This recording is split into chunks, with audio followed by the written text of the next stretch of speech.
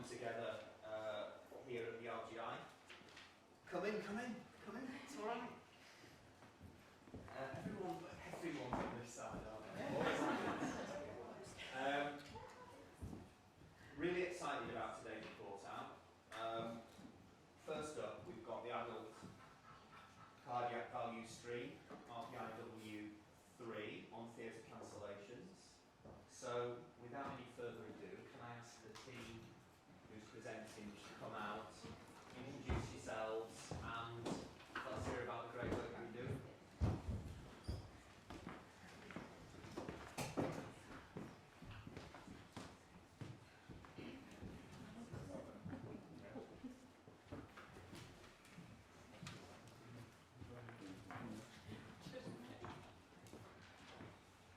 Hello, my name is Dawn, and I'm the workshop lead for this RPIW.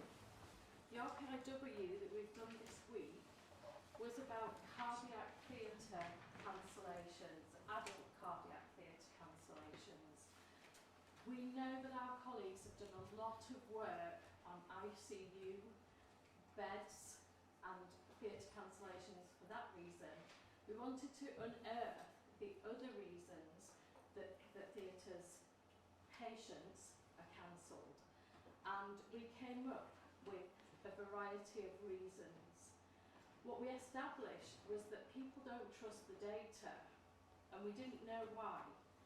We soon found out, because we found out that there's a variation in when that data is input to the theatre management system, who inputs that data to the theatre management system.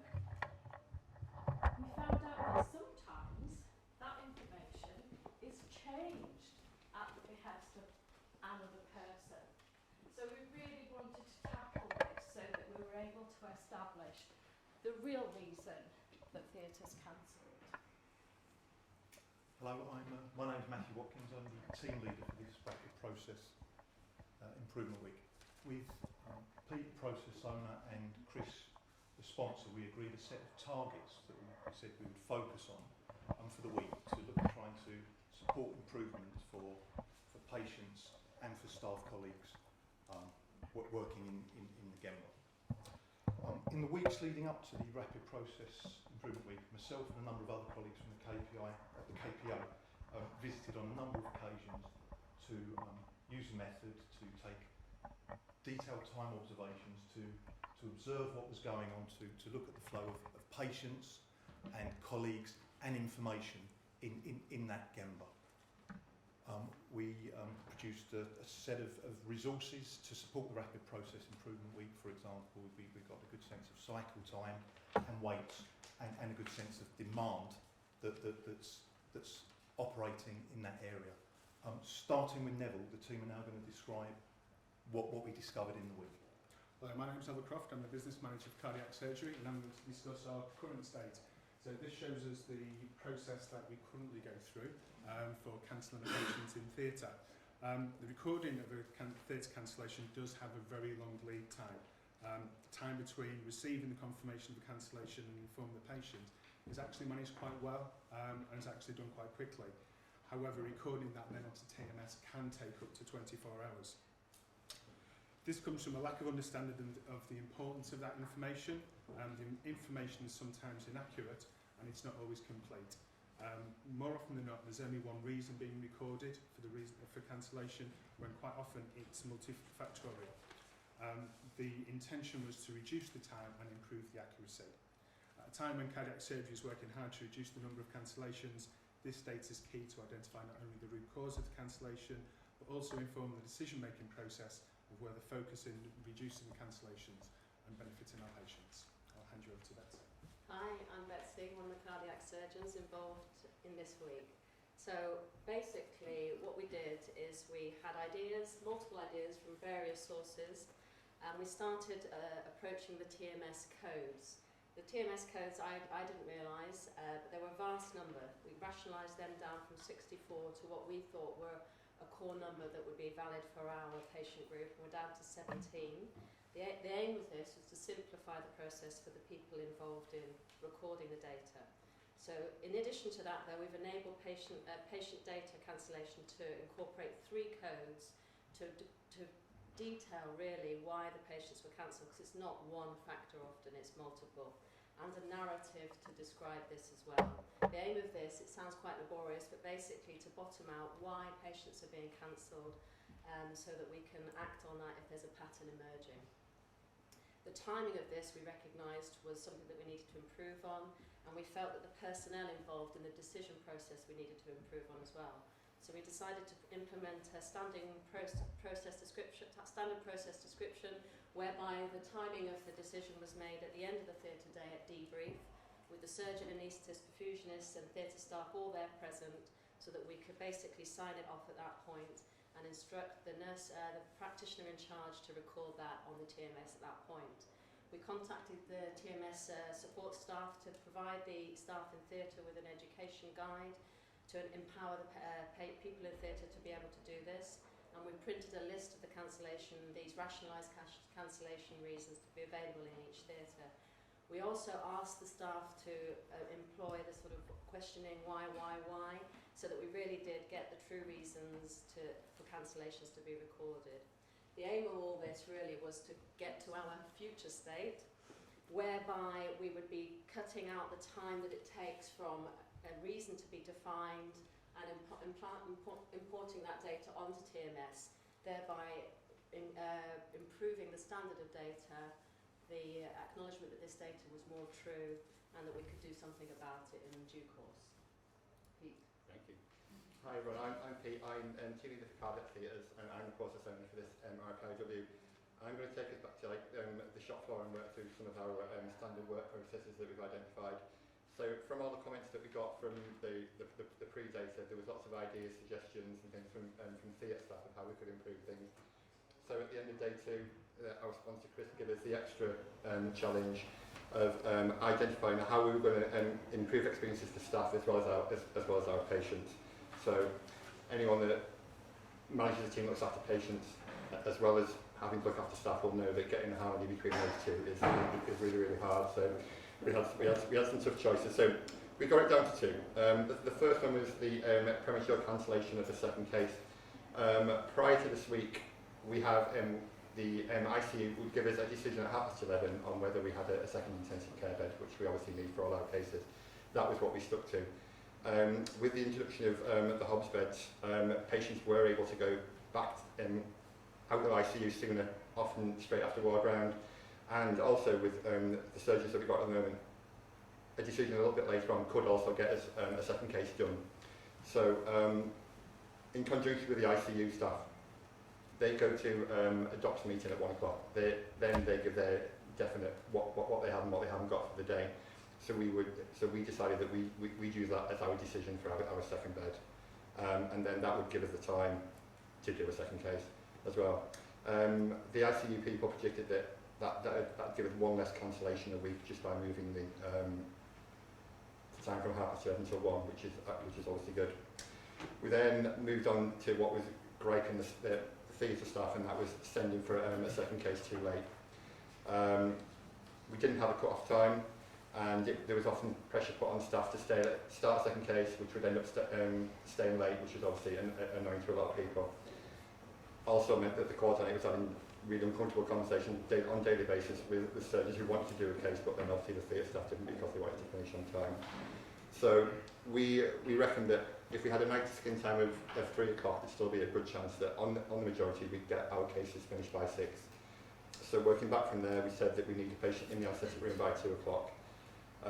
From anecdotal data from the other theatre leads I've contacted in the UK, that was their cut-off point for getting a patient to the anaesthetic room for 2 o'clock. So given the partner in issues, we said that 1:30 to get a patient there for 2, so 1:30 was going to be our cut-off time. We're still obviously going to need some PDSA cycles in this, just so that we can see that it is actually working properly, and do we need to amend that time. We've had negative and positive comments already regarding our decisions, but obviously that's normal. The best one that we've had, I think, is from one of the coordinators, and I share her comments that this 1:30 cut-off time is going to make it a lot easier to coordinate theatres and get rid of those horrible conversations at 2 and 3 o'clock. This is for some reason. This is the flowchart that we've used. You can't really see it. This is the flowchart that we've used so that it's simple, fluid, go through it in fine.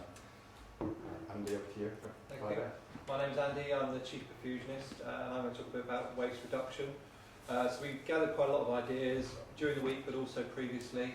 And what was coming up was that we don't have the right equipment at the right time, but also that we might have too much of a product that we don't necessarily need. So if we go to a map of the theatre layout, in the bottom right-hand corner you'll see the main theatre storeroom, and this is where we keep our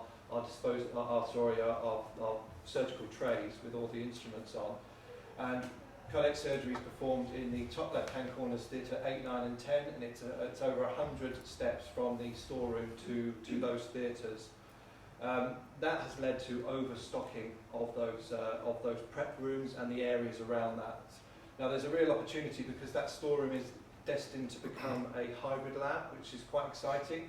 And what we've identified is just in the inside central left is the perfusion room, and we've identified a space where we can look to move all the cardiac equipment so that it's much closer to the cardiac rooms. So if we flick through and look at some of the areas, so this is the area that's going to be moving. We had a look in itself to see if we could do a 5S on this, and straight away we were able to identify these items which have already been removed from the cardiac inventory. We went to the prep area, so this is really the gem where we need to be doing clinical work, where we're preparing for the next cases. And the pink again is going to identify what we no longer need in cardiac, but the yellow is a overstocking, and that's what we're looking to remove from that area. Again, this is in the corridor. That's emergency equipment that we need in a hurry, but it shouldn't really be stored in a corridor, but it would be too cumbersome to have it in theatre. So to have it literally 5 metres down the corridor would be a much better solution. Next is an area of cannulation, and this was one of the pictures that had come up in the ideas, and that we were giving the surgeons too many options, maybe by request or maybe because we used it once upon a time.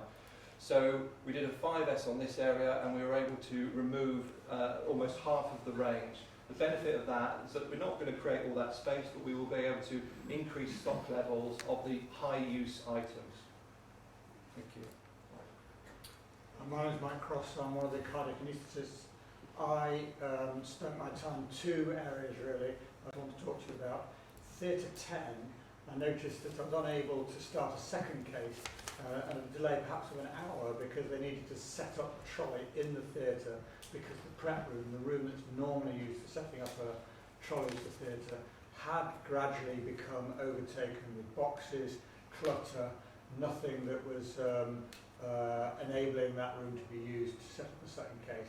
That delay of an hour was really going to make the difference between a 6 p.m. finish and a 7 p.m. finish, something that I think the staff would find significant at the end of the day. Unfortunately, Theatre 10 is used by 3 specialties: plastic surgery, neurosurgery and cardiac surgery. This week I've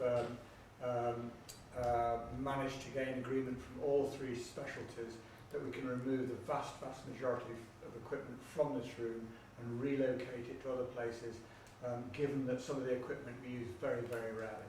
So I'm hoping that after 1 month, after 30 days, we'll see this room in use, reducing that changeover time by up to an hour in Theatre 10 in the theatre that's used for adult congenital cardiac surgery. The other thing that I wanted to turn my attention to for the week was looking at perhaps surplus anaesthetic equipment. 2 small cost perhaps items that came to mind. We measure skin temperature in all cardiac surgery patients. We've done it for 20 years and nobody knows why we do it. But each skin temperature probe costs perhaps £3. If we work out what we're saving there, we're just going to save ourselves £2,500 each year. The other thing, we prepare each day for every patient an additional transducer in addition to the transducers that are used to measure the blood pressure, the arterial pressure and the central venous pressure. Again, we perhaps use that transducer in 10% at most of the patients, reducing the use of both these items. We said from Thursday, from yesterday, we wouldn't routinely use these items. That's probably saved us £11,000 each year if we are going to make that change. And I think we all agree. Thank you very much. Brilliant. So as the team have described, Leeds improvement method has been used actively throughout the week. In terms of the work we've done around waste and 5S, we're already seeing, so some of the stuff that Mike just talked about, it's happened, it's already taken place. In addition to that, there's been some really good rationalisation of data and the creation of standard work. And the standard work wasn't created just in the room, it was created with some other colleagues who I'm looking to see, I can't see them now, that were there to help us to describe that standard work, and then we went out and consulted on it, or the team went out and consulted on it, and then implemented it. The data we've got back so far means that we need to do some more work in terms of testing those ideas, but that's going to be part of the 30-day plan going forward. The other thing that was great about the week was there was lots of engagement and feedback. We were getting ideas forms, there were people sending us emails. The surprise to me was that people were knocking on the door of our Gemba and saying, can I come in and tell you something? So there was lots of active involvement there. And although it's been different in different areas, some teams have really, back in the Gemba, have really engaged with the process and been really very supportive of it. So yeah, back to me. So just a quick flick through our newspaper. The TMS codes and things, we think we've gone as far as we can at this time, so we're classing that as 100% complete. Obviously, that'll be a remeasure at 30 days. We're quite confident that'll stay the same. Moving on to the 5S stuff. We've done quite a bit this week, but there's still a hell of a lot of stuff to do. We need buy-in from other people, so it's not something that we're going to get done in a week. But once again, we are quite confident that we'll have a lot of that done by the 30-day. Premature cancelling of the second case. As with TMS, we think we've gone as far as we can with that. It's just a matter of remeasuring. And the cut-off time, luckily for patients, but unluckily for this process, we've not had to use it yet. But we know it will have happened before the 30 days, so that's just something for us to remeasure and feedback at 30 days. Dawn? Thank you. So, as with every RPIW, when we get into it, there's so much more that we want to fix. So we have to be realistic about what we can do in the week and within 30 days. So we've got a few things that we've had to put in the car park, but they won't go off the agenda. The team have been very keen that they will revisit some of this. If they can do that themselves, they'll be more than happy, but there will still always be work to do. The key learning that we talked about in the group, we know that change is hard, and this comes up at every single RPIW. The expectation on this team felt huge. And I think there's something about how we manage expectations of what an RPIW can deliver. And it can be a little bit stressful, not just for us in the room, but also for our colleagues on the home team who are contributing and being hassled by us to try things. But what we've learned is communication is absolutely key, and actually going to speak to people. We can achieve things. Actually, we made things happen. Mike was right there at the outset, going out there and speaking to people. It made a massive